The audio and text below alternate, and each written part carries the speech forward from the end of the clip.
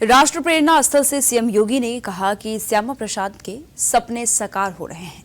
11 वर्ष में 25 करोड़ लोग गरीब रेखा से ऊपर उठ गए हैं। पीएम मोदी की प्रेरणा से आज आत्मनिर्भर भारत का सपना जो है देखा जा रहा है। तीनों नेताओं का मार्गदर्शन हमें नई प्रेरणा देता है। अटल जी कहते थे, अंधेरा छटेगा, सूर्य निकलेगा और कमल खिलेगा। भारत के उज्जवल विकास के लिए दृढ़ संकल्पित थे।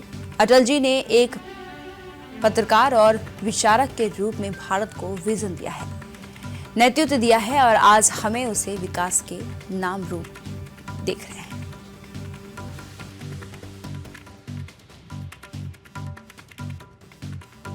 आज हम सबके लिए एक गौरव का क्षण है जब आदरणीय प्रधानमंत्री जी का यशस्वी मार्गदर्शन और एक नई प्रेरणा हम सबको प्राप्त होने वाली है।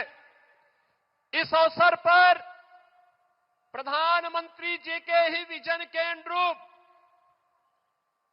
उन तीन महापुरुषों की विरासत को,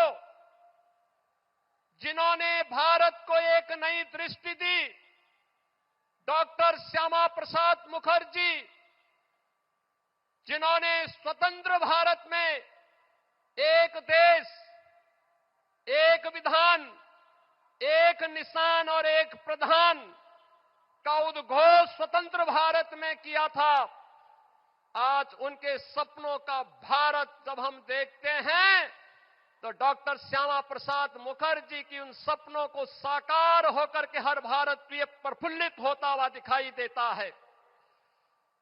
भारत माता के महान सपूत, महान विचारक पंडित दीनदयाल उपाध्याय के सपनों का वह भारत जिसमें अंतिम पायदान पर बैठे हुए व्यक्ति के जीवन में एक नया परिवर्तन होता हुआ दिखाई देता है। और पिछले 11 वर्ष में 25 करोड़ लोग गरीबी रेखा से ऊपर उठ करके एक सामान्य नागरिक के रूप में अपना जीवन यापन कर रहे हैं।